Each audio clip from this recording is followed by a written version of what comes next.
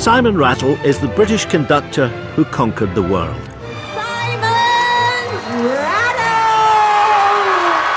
With all my musicians and myself, we send you our love. Bless you. From opera to oratorio, early music to modernism, Rattle has always led from the front.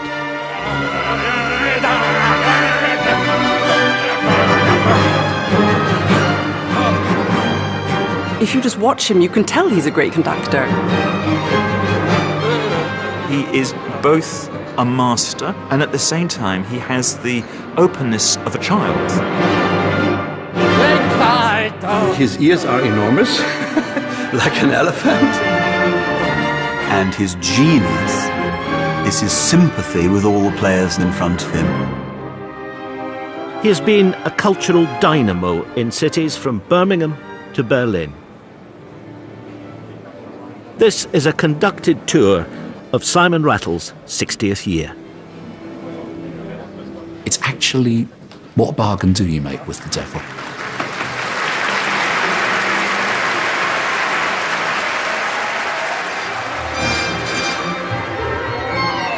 Sir Simon Rattle is the music director and chief conductor of the orchestra many people consider to be the ultimate classical music machine, the Berlin Philharmonic.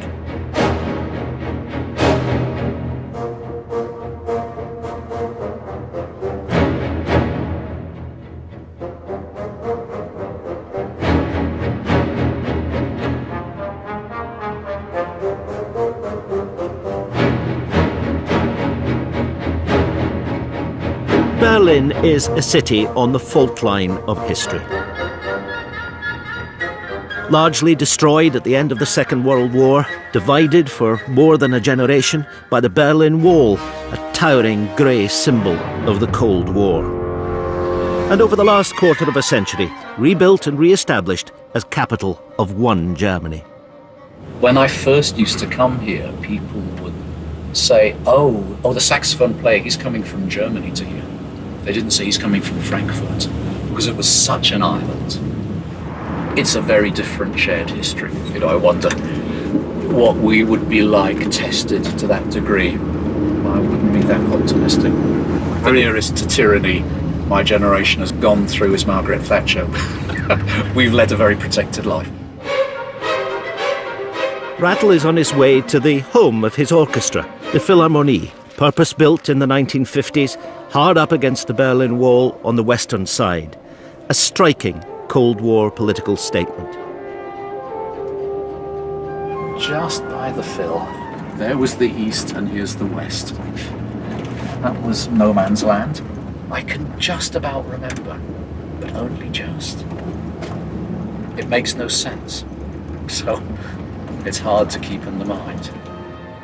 Rattle has always pushed the boundaries of music, and this evening he's due to conduct a staged version of Bach's St. John Passion, one of the masterpieces of church music that some people consider too sacred to be dramatised.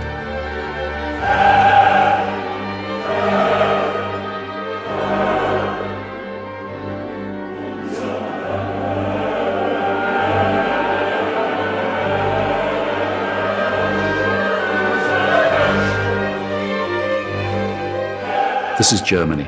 Everything is sacred here. So you can always upset some people. But certainly the whole idea of staging a Bach Passion was very hard. It took 2 years to persuade the orchestra, with still some people begging me not to do it. For a lot of people, it's a holy piece where you are really supposed to stand and sing as in a concert. Rattle's controversial vision for the Passion involves orchestra, choir and soloists all acting out the gospel story on the stage of the Philharmonie. The orchestra were quite nervous of what they'd been asked to do.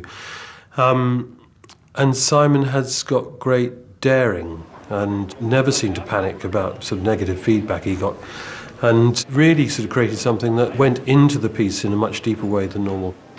He took something so sacred that people were afraid of touching and said, actually, not only is nothing sacred, but the very attempt attempt to grasp it is the noblest thing we can do. If you've never heard this, you go completely unprepared. It changes your life. It was a good argument to have. I'm glad we didn't back down, because it brought the orchestra and the singers together in a way that almost nothing else does, because it gives them the right level of responsibility, which is almost everything. Simon is not one of those conductors who's into the contest of wills. It's not me versus you and I win, because I have the stick.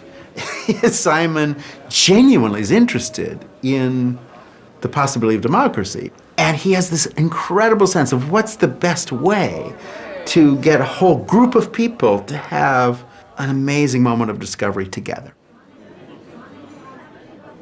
You can sing in the chorus, you can be a soloist, you can be a musician from the orchestra.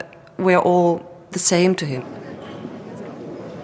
If Bach doesn't teach you humility, kind of nothing will. Our world divides into people who are supremely confident and those who have doubts every day. And I'm on the doubts every day team. Probably just as well. Means you don't take too much for granted. But sometimes it makes it, of course it makes it hard. This is a hard profession and it doesn't get any easier. You have to get used to that, and you have to do the best you can and realize that that is the best you can do.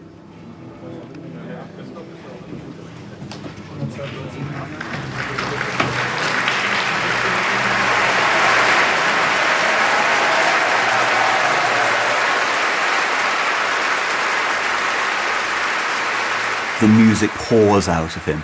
But that wouldn't work if it wasn't for the integrity, the personality, the chemistry that goes on when Simon Rattle's about.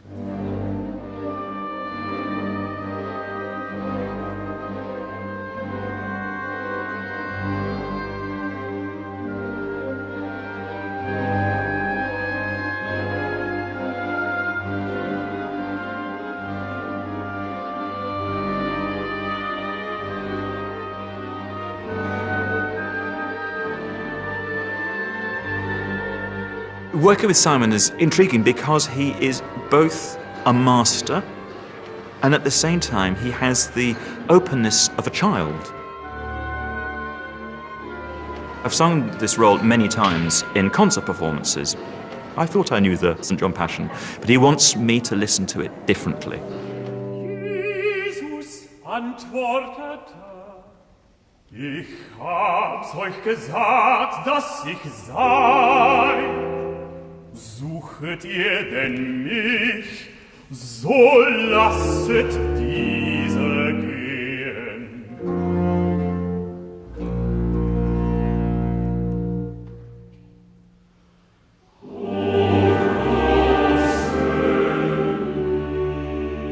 He loves fresh interpretations. He always gives us the feeling the world has to hear this music and the world has to see us doing this piece. He seems to be in a perpetual state of wonder. He knows what he wants, that's very clear, but he also loves working in the moment with what is in front of him.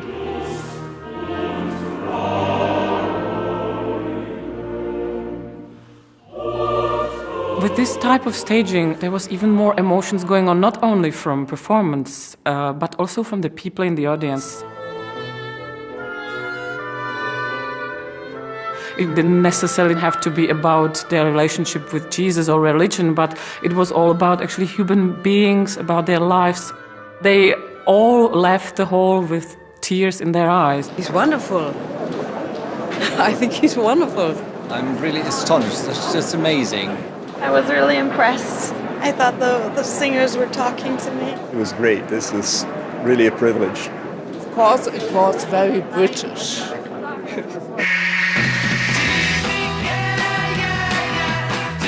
Simon Rattle was born and grew up in Liverpool. There's a kind of narrative I'm supposed to give, isn't there? About the Beatles and Yeah, and swinging Liverpool and all that stuff, and having a house near Penny Lane, which actually we did. Going to the Cavern, which actually I didn't.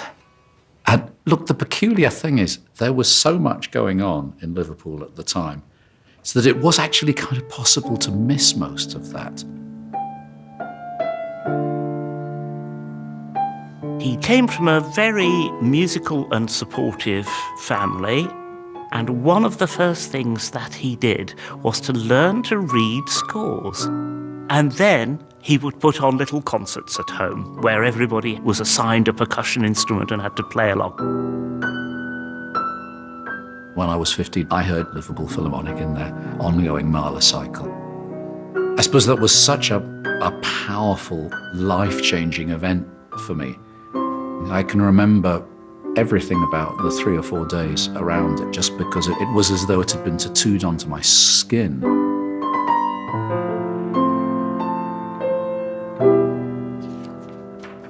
And it sounds tremendously ridiculous and pretentious and over the top, but all the colours of the flowers seemed brighter.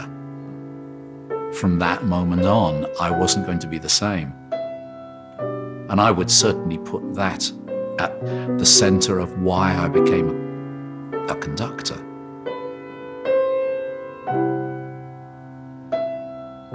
His natural affinity with music is basically, shall we say, God-given.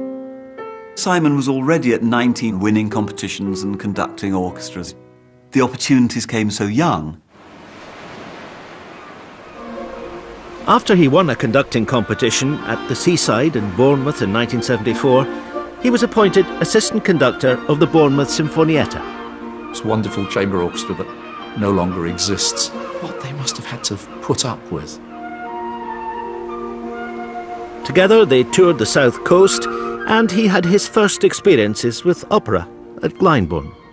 There was a point where in 14 days I conducted 20 concerts with them. And, oh God, they must have been terrible. His breakthrough came 2 years later with his appointment as assistant conductor of the BBC Scottish Symphony Orchestra in Glasgow. He was 22 years old. Are there any special problems, do you think, in conducting a major orchestra when you are so young? Then? Well, I mean, the first problem is that however old or young you are, if you're under 40, you're still a young conductor, and therefore perhaps slightly suspect. I was utterly not ready for it. But looking back, I do wonder who is ready to start a conducting career. There's this wonderful thing in a Woody Allen film where he says, you know, actually I'm one of the world's greatest lovers, but normally I only get to practice it on my own. And it's a rather similar thing, because actually without doing it, you don't know how to do it. And so where do you practice? I couldn't find an orchestra in my bedroom, however hard I waved a baton at the mirror.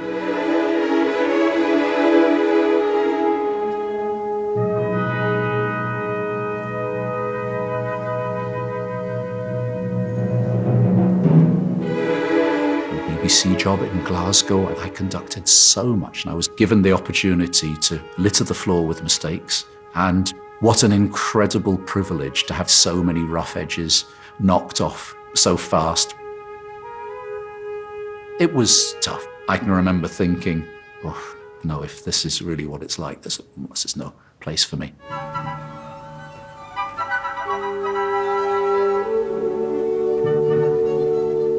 It's actually,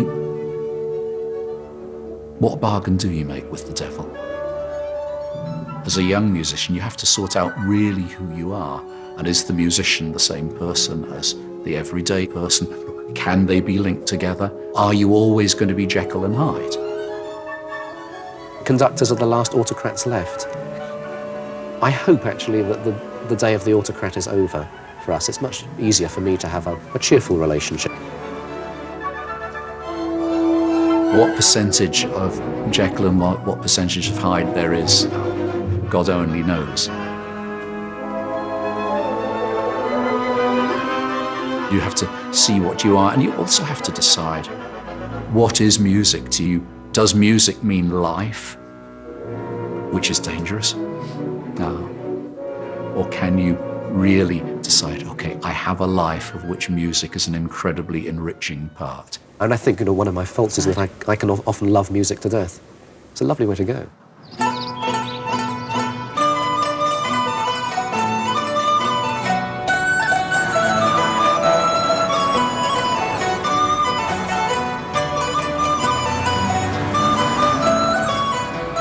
As for all great orchestras, touring for the Berlin Philharmonic is important and demanding. Rattle and the orchestra have just arrived in Taiwan. In the capital city, Taipei, a vast metropolis of more than 7 million people, the orchestra are scheduled to give 2 performances here at the ornate National Concert Hall, and naturally, expectations are riding high. There's a kind of passion for classical music here, which is so unusual. And it has to be cultural, because unlike in mainland China, classical music is continuous here. Obviously, Mao Zedong stopped it in the most dramatic and brutal way. Here it stayed, and it's one of the things that makes them different from the mainland, and of which they're very proud. And they're a particularly thoughtful island. They know this can be lost. They know it can be destroyed. Maybe we take it too much for granted. Here they know what can happen, and so they've grabbed onto it with a passion which is very, very moving, and you really feel it playing to them.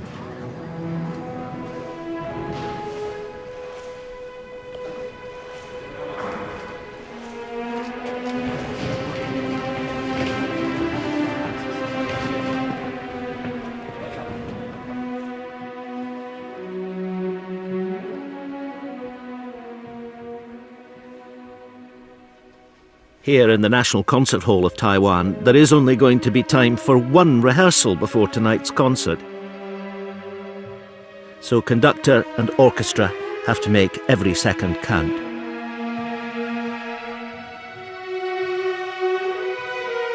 Today we needed to rehearse quite hard because you have to get used to a very different, very bright hall.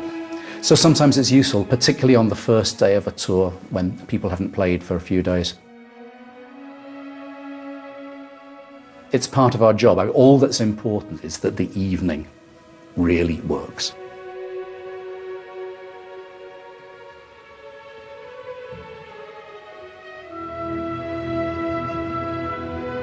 Simon has brought this orchestra incredible presence. If you just watch him, you can tell he's a great conductor. He's in the music, he's leading the orchestra, he's passionate, his expression is fantastic. He has the genius of the music inside him and also the ability to express it through his hands, through his body, through his face.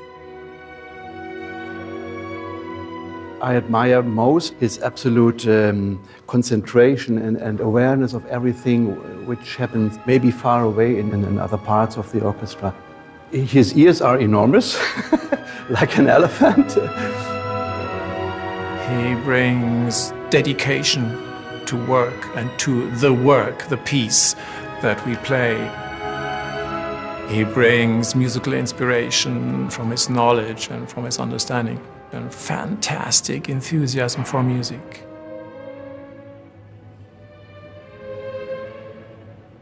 Tonight's concert will be relayed live to a big screen set up in the square outside the concert hall, and tens of thousands of people are expected to turn up.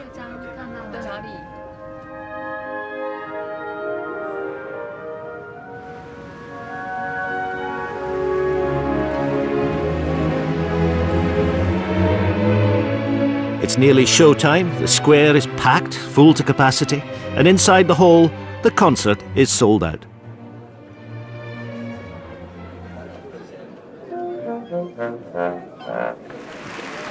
It's funny though, what we're hearing, we're so used to this bass clapping of the German orchestra.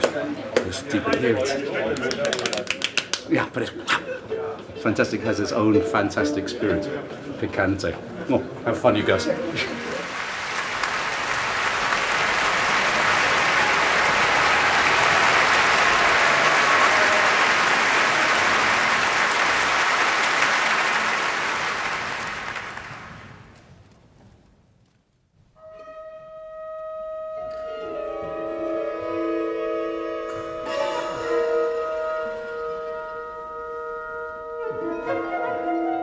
Well, the thing about the audiences here is that they're very sophisticated.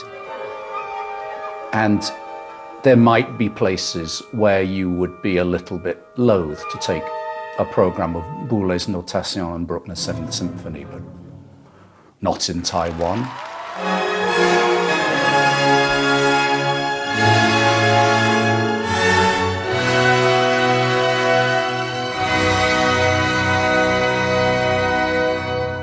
I'm thrilled to be able to bring this to them. And in a way, it's what we do. We want to take a great big Austrian romantic piece and one of the greatest works written in the last 30 years. It's characteristic of what we're trying to do.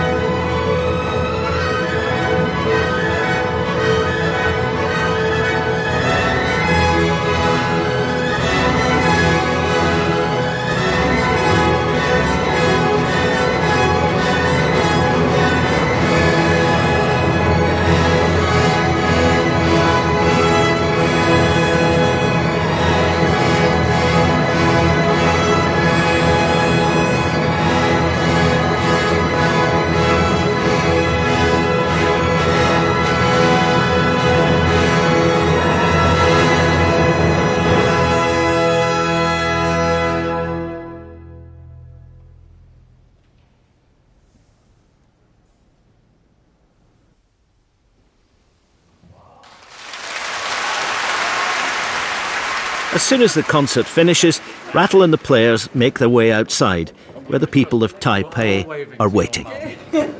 Don't leave me alone, you bastards. No. Going out onto that stage afterwards to meet our audience, it was the most incredible experience. The way they just go crazy at the end.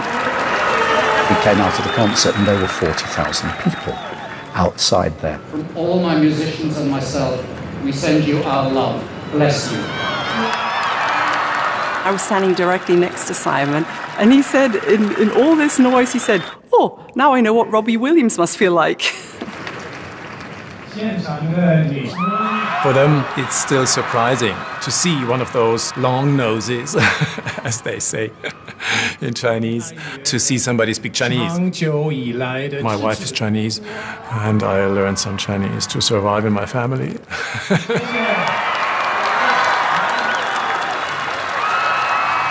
For us, we know it's a privilege when we go out there and we see all those guys.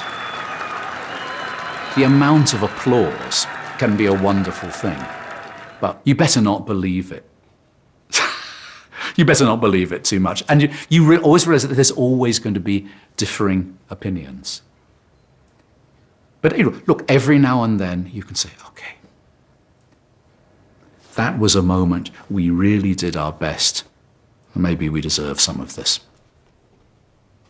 Before he faces the orchestra, Rattle spends hours alone in the conductor's study at the Philharmonie, working on the score. It's extraordinary. Every other art form, you can look at a painting and it's there. You can read a book and it's there. This requires people to interpret it. A relatively simple score I can hear immediately in my head. Sometimes there's just nothing for it but to check it yourself. Wagner wrote it for such a huge string group, just to make sure which version of this kind of extraordinary bit of clouds.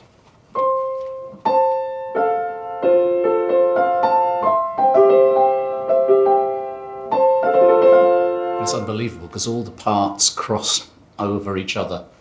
So you really do get the idea of clouds.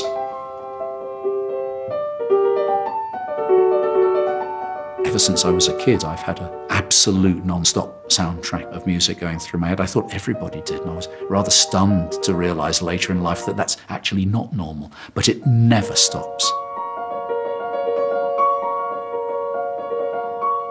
Desk 3, and they're playing the long notes. That's confusing.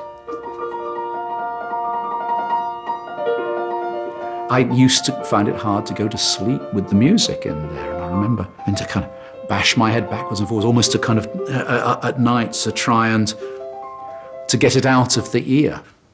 You get a little kind of fricassee of Brahms and the music from Harry Potter.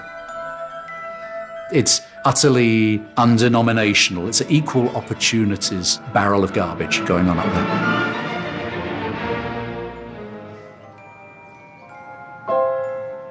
Music has the possibility of saying to people, you're not alone. Somebody else understands this, somebody else has felt this. This interprets where you are in the world.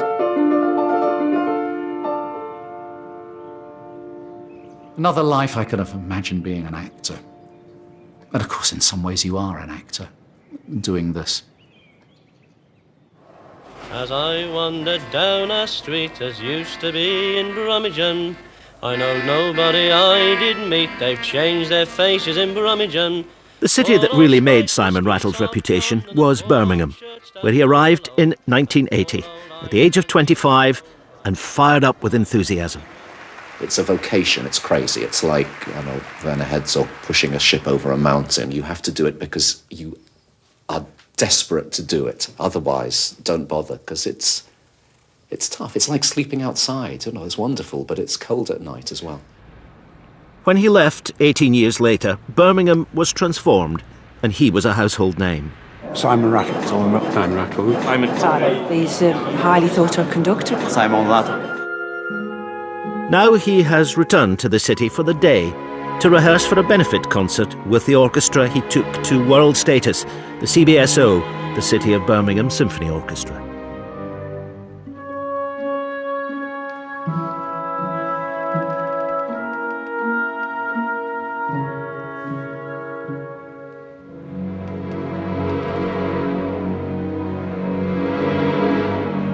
It's the first musical family, really, I had, and it still feels like it. They were telling me yesterday, there are a few people who were here before I came, and they call them the pre-Rattleites. But there's such a lot of history. We built this place together, and we built what the orchestra is.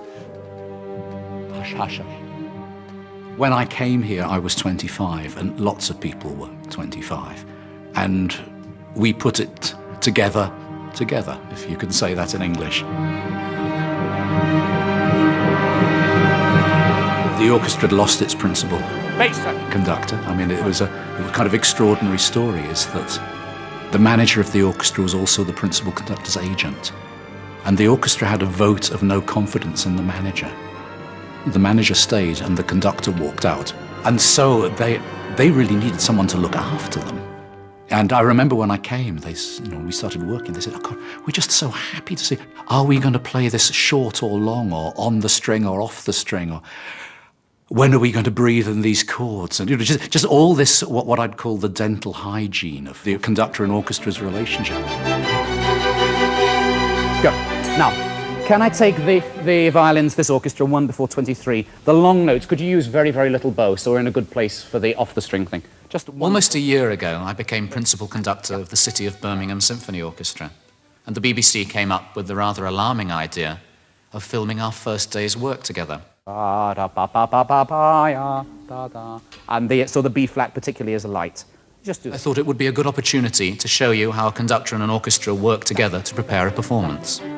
Yeah, stop. Yeah, stop. Please. They wanted to put themselves back on track. God knows why they thought I could be the person to do it, because I had so much to learn. So we hear the difference. Okay. He's been described as one of the world's most brilliant conductors, while remaining an impossibly, unbelievably normal chap.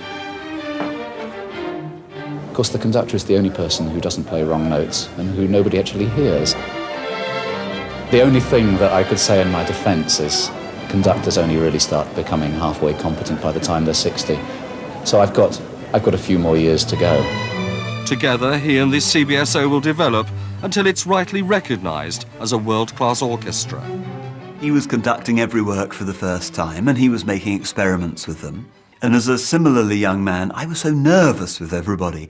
And I just watched him open-mouthed, as even at the age of 25, he could command the room. And this is something he's carried with him all his life.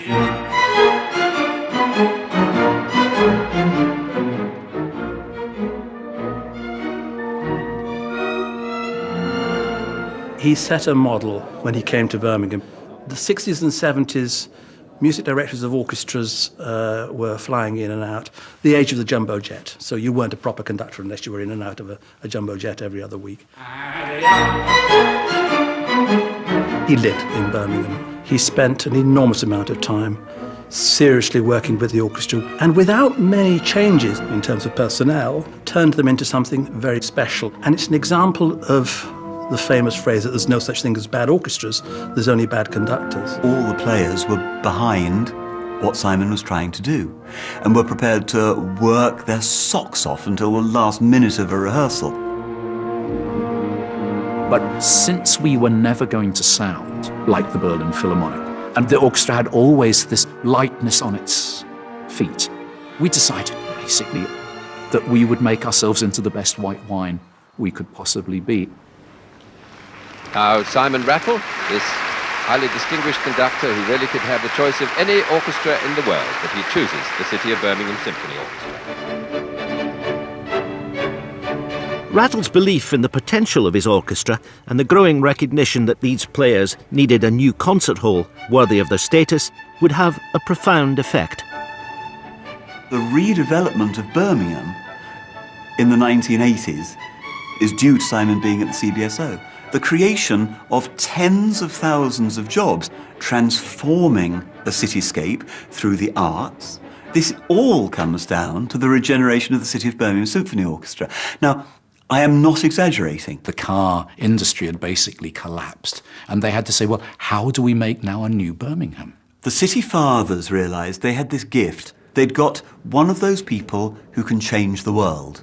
And he was literally the best-known figure in Birmingham. People saw him in the street, didn't bother him, but truly the man in the street, everybody knew who he was. Simon Rattle. Simon Rattle. Simon Rattle. Riddle. Simon Riddle.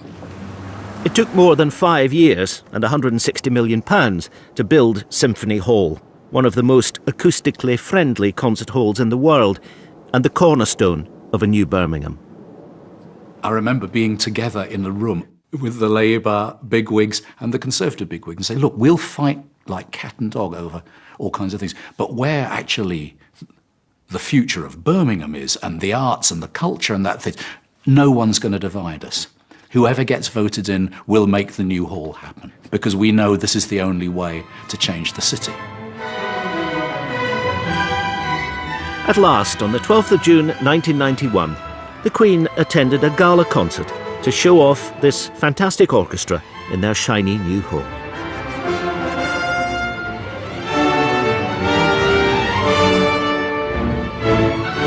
I remember going to the opening of Symphony Hall, being part of the sheer excitement of that opening and feeling this is one of the best places I have ever encountered for music making.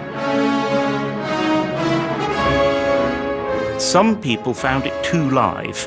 The phrase "you could hear a pin drop" was actually true. You could hear a pin drop, and you could hear people coughing and so on. But I think Simon knew immediately how to manage the hall and just made the most of this incredible liveness and vividness.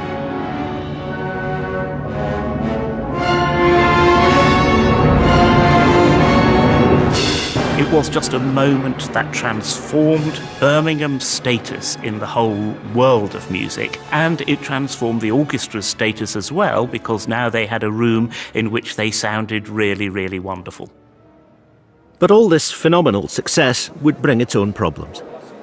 There was a time in the latter part of Simon's period in Birmingham where we were so closely associated as orchestra and conductor that he was both the orchestra's greatest strength and also its greatest weakness. It became very difficult to promote the qualities of the orchestra, which were indeed very fine, without Simon. Well, it's been a dramatic week for the orchestra, a week in which its music director, Sir Simon Rattle, announced he's quitting the post. He's a hard act to follow and a figure dear to the hearts of the Birmingham public. Just ask anyone in the city centre to name a conductor. Sir Simon Rattle, I think.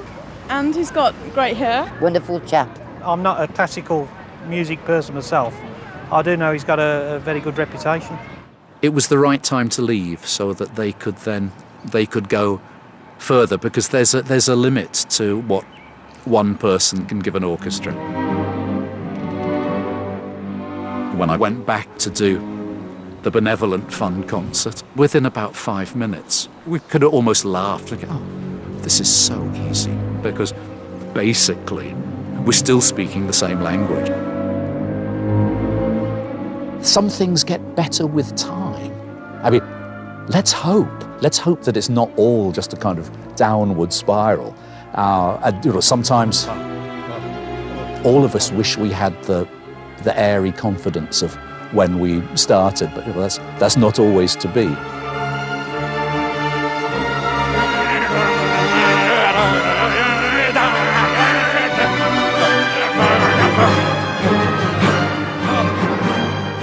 But there is something in a little bit of experience going, okay, this landmine I've already stepped on and I lost a limb because of that. Maybe this time I'll walk round it.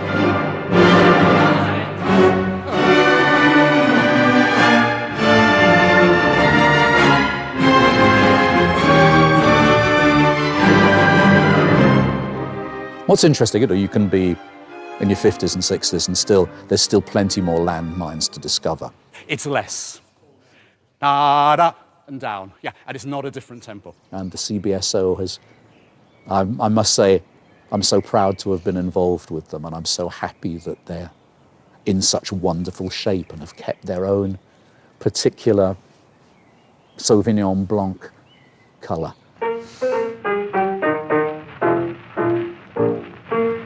I always wanted to waltz in Berlin. Waltz in Berlin. Waltz in Berlin. The way things look, we'll be waltzing right in. Right into joy. For more than a century, the Berlin Philharmonic have been at the pinnacle of German music making. So when the players elected a British conductor to lead them at the threshold of the new century, Sir Simon Rattle. no one could have been more surprised than Simon Rattle himself. Sir Simon Rattle has been chosen as the new chief conductor of the Berlin Philharmonic, which is widely regarded as the world's leading orchestra. Who knows what they wanted? But I do think they saw that I could expand their repertoire and that I had a different view of what their future could be. As some of the players said to me before, you won't completely neglect our old favourites, will you? Traditionally, the orchestra was famous for its rich repertoire of classical and romantic music. They wanted something else, and we would try and decide together, well, what does an orchestra mean in this new century? For his first concert as chief conductor, Rattle made a bold statement, asking the Berlin Philharmonic to embrace, alongside Mahler, the contemporary.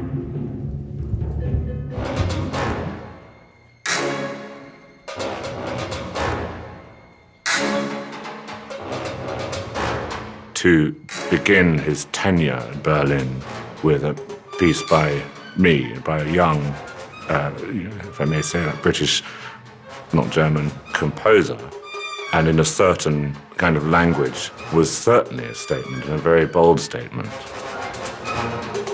The orchestra found Asila very, very hard. I mean, really hard.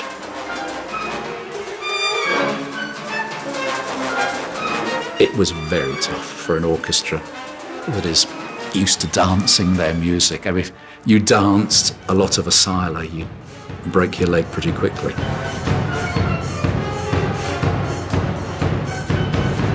I probably allowed myself to push the boat out a bit further in terms of structure, because I knew that something in the way he controls the line of the piece would bring out aspects I probably wasn't consciously aware of when I was writing it. The new principal conductor of the Berlin Phil to bring a piece that was based on techno music to the Philharmonie for his inauguration. It was typical Simon.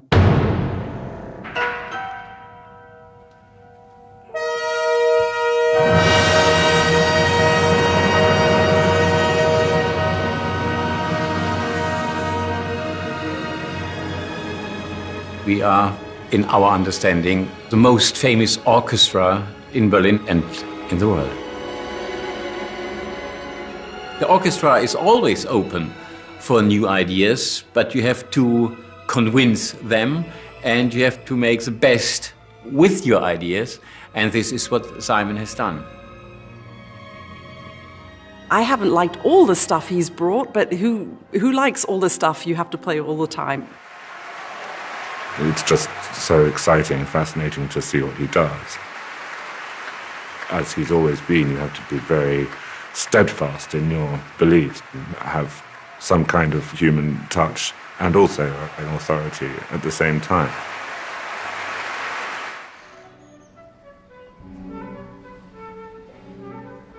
For more than a dozen years now, Rattle has consistently led the Berlin Philharmonic away from its comfort zone,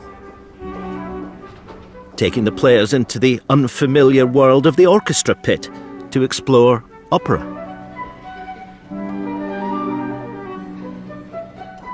You tell a story in a different way, and that's a difficult thing working with an orchestra that's not always playing opera. They don't always realise that you have to make a different sound. And sometimes, yes, it does have to be ugly. And sometimes, yes, it does have to be violent.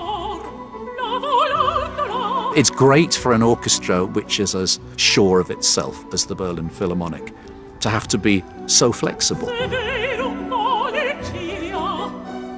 Normally, everybody can deliver in an orchestral concert. But every night, a singer is different. They need a bit more breath, they need a bit less breath, and you must be there at their service at every moment.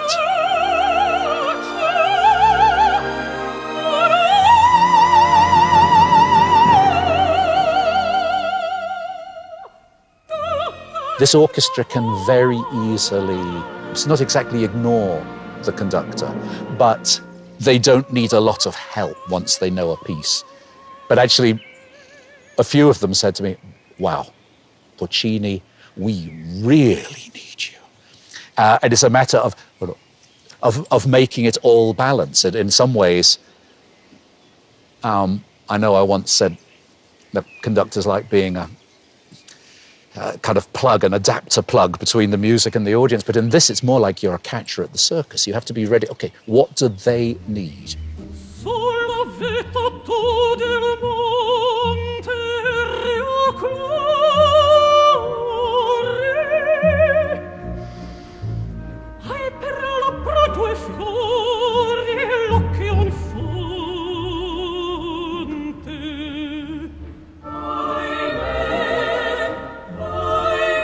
There's not so many conductors who knows about singing, what we need, where we need to breathe, why suddenly we slow down, why are we not suddenly faster. So that's the art of the conductor, to let people actually breathe and breathe with them. What is, I think, amazing about him, that he builds all his strengths and this incredible power he has on trust to other people. So he is not, in a way, the boss who is imposing his rules, but he really lets everybody feel that they are really good.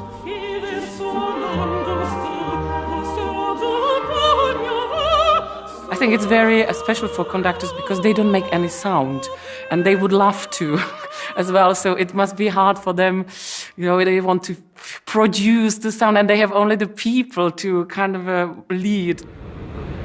In the year leading up to his 60th birthday, Rattle has taken 202 rehearsals for 84 performances with 6 different orchestras. Today, it's the orchestra of the Age of Enlightenment. They play all their music on authentic period instruments. Good. You're the melody. They're rehearsing Joseph Haydn's Creation, just as it would have been heard in the late 18th century.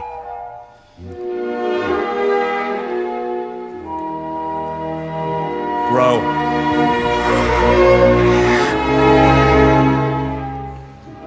Working with period instruments is very different from a modern symphony orchestra, but Rattle delights in the sounds that they produce.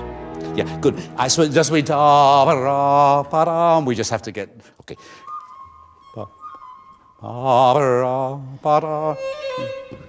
So much of what I'd seen in classical scores, I was not hearing. And that the problems I'd often had with really dealing with this music were to do with a matter of simply what did this mean on the page? And a realization of what we've lost with a lot of modern instruments. Just take your time over the first note would be beautiful.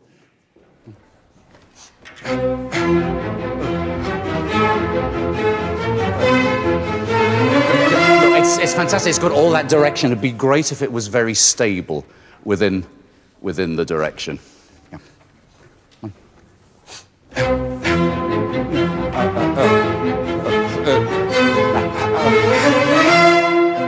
You get the feeling as a member of the orchestra that he can see and hear exactly what every single member is doing at any given moment. I go by for bars and bars without realising I've been playing from memory. Help, so it's thrilling and it's a little dangerous too. Even when I sometimes don't entirely see eye to eye with what Simon wants to do, there is nevertheless that wonderful spark. Could you make your diminuendo a bit later? So, pa pa pa pa pa pa ta ta ta ta ta.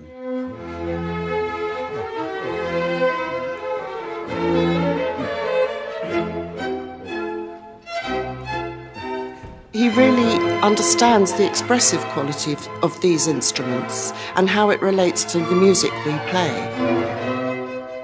I think he's always liked the sound of the wooden flute. I mean, he was sold on that right at the start, which is nice for me to hear. And bass here. Long.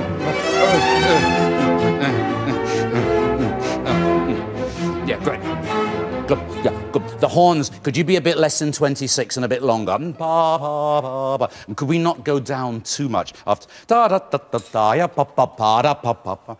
that it's still... Over the years, they've been incredible surprises. I mean, simply unbelievable revelation of how it could sound. Could we make the first one like da da pa pa pa da pa pa pa pam pam pam pam each time, and then it can be a bit crisper and have a bit more character. It's a bit strange sometimes.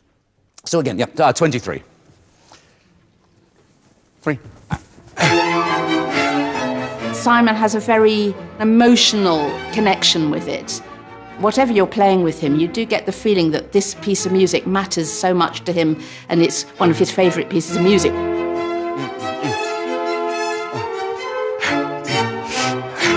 Simon does trust us hugely. He's humble enough to allow us to play and mould us. I mean, if he doesn't like it, he's quite capable of letting us know. Could you just a little bit of excess personality? Yeah.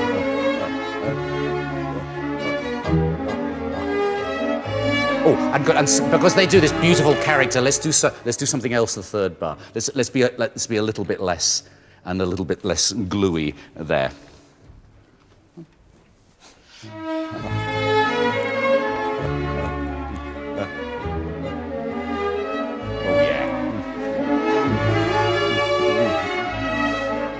He was completely brilliant the way he rehearsed it. He knew exactly when to unpick something in order to put it back together and when to leave well alone. And he just made us feel confident but at the edge of our seats at the same time. One legato.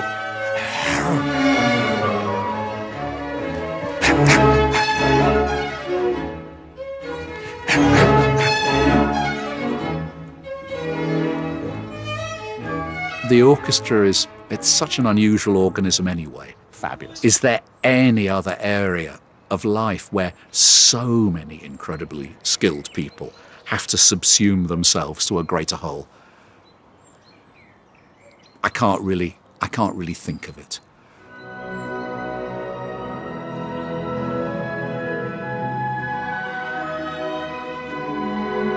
The Easter Festival in Baden-Baden in the German Black Forest is one of the Berlin Philharmonic's annual events. We're in the last 3 days of the festival. I have 4 concerts and 2 general rehearsals. You wake up in the morning feeling you're running on empty, but actually the music really helps. Yeah, we're knackered, but it's worth being knackered if it's good. And you know, what's a festival for? When everybody else has their holiday, then we're on parade.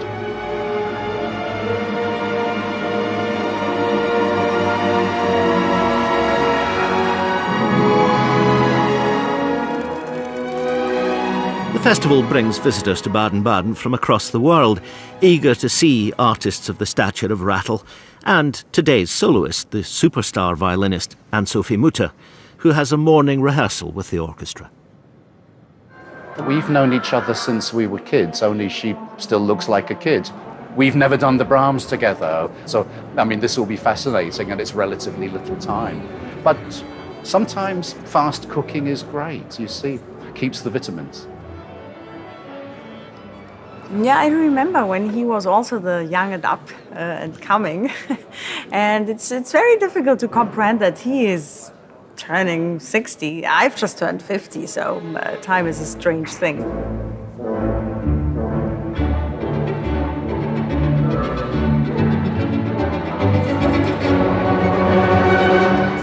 Making music is a very interesting conversation, if it is a good concert, of course. There are boring concerts as well. But in a good concert, it still has a very fresh and totally believable emotional message, particularly for Sir Simon, who is as fresh mentally and, I dare say, physically. His wife knows better, but he is just as fresh as a daisy. He's as innocent, but much better informed than he used to be as a younger musician.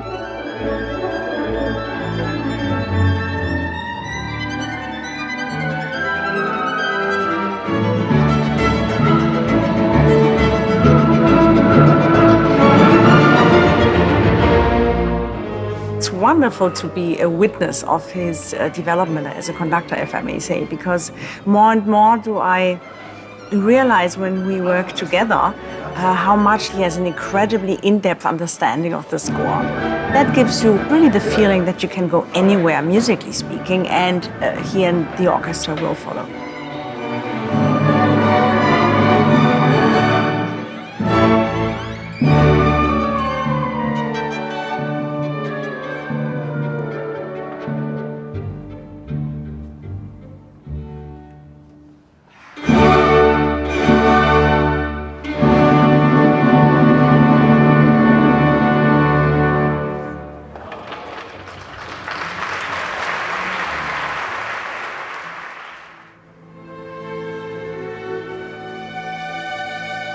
Simon Rattle has flown to London for the day.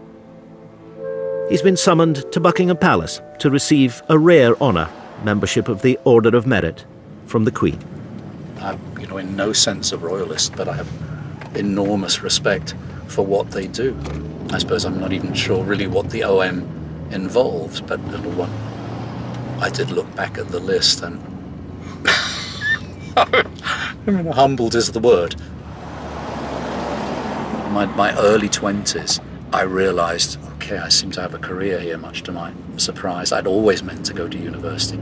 I remember thinking, well, am I only going to be a musician then? What else is there going to be? Could I be anything else? Could anything take the place of music?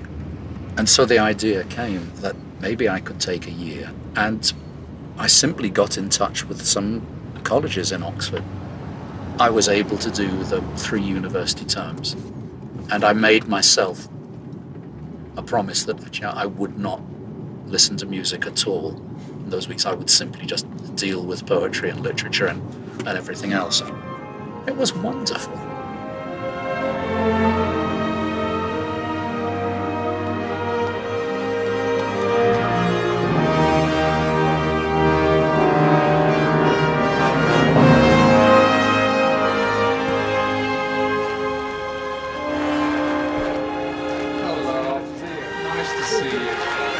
Okay, cheers, Kat. See you later.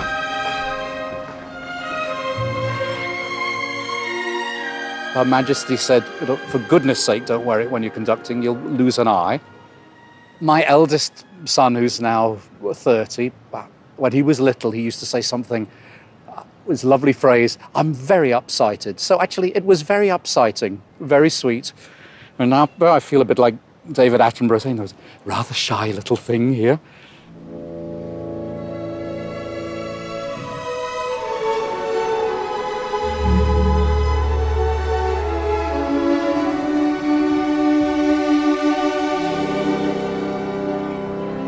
To mark the 100th anniversary of the start of the First World War, a ceremony was held at the military cemetery near Mons in Belgium.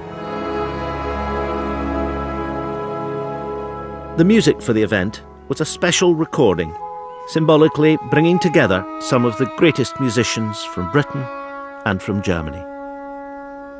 Who is involved with two of the greatest orchestras on the planet, the London Symphony Orchestra and the Berlin Philharmonic, Simon Rattle. And so players, some of whom had never met each other before, came together and collaborated on a recording which was then used in the cemetery at Mons.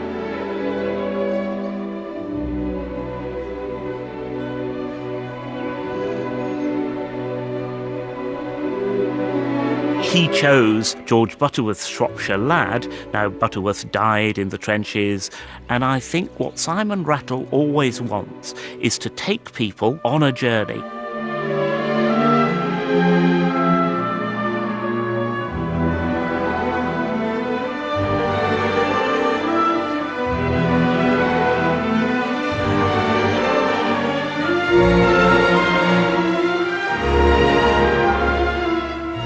Simon manages to make the serious stuff plenty serious, but immediately the human stuff is everywhere. And you hear that in the music making. His whole body is in it. And so that sense that music is engaging all of you, not some of you. Hello. Bless you, Simon Rattle.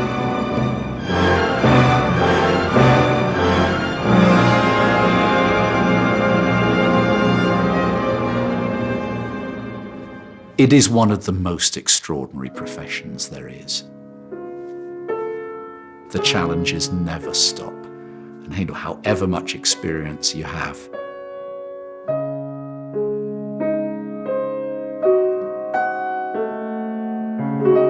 If you're bored of conducting, then you're really in danger. And so I'm looking forward to the next years. And there was somebody said to me, Simon, the really good conductors, they only start kind of getting good when they're 65. You're no exception, so don't be in a hurry.